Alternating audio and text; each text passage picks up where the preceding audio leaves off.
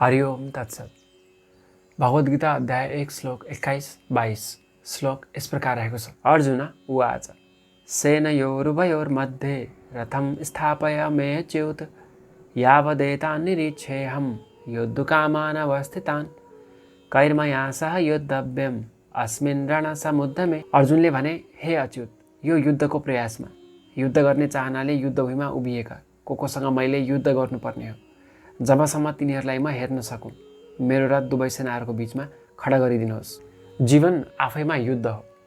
युद्ध रूपी जीवन जिउने क्रममा मानिसहरूले सांसारिक मानसताले गर्दा विभिन्न तवरमा इच्छा चाहनाहरू राख्ने गर्छन्।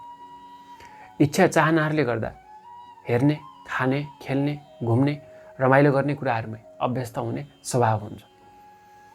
त्यही भएर व्यक्ति विशेषलाई एकछिन घुम्नु पर्यो, एकछिन मन लागेको कुरा हेर्नु पर्यो, कहाँ के भइरहेको छ जान्नु पर्यो भन्ने हुन्छ। युद्धरूपी जीवनमा भगवान श्रीकृष्णलाई सम्पूर्ण प्राणीहरूको जीवनको रथ हाँकिराख्नु भएको छ र सम्पूर्ण प्राणीहरूले आफ्ना इच्छा चाहनाहरू पुरा गर्न सकेका छन्। तर भौतिक संसारप्रतिको आकर्षणले गर्दा मानिसले भगवान श्रीकृष्णलाई जीवनको रथ हाँकिराख्नु भएको छ भनेर बोध गर्न सकेको हुँदैन। त्यही भएर इच्छा चाहनाहरूबाट प्रेरित भएर मन मार्फत, वचन मार्फत भगवान श्रीकृष्णलाई नै भन्ने गर्छ। धन्यवाद। राधे राधे।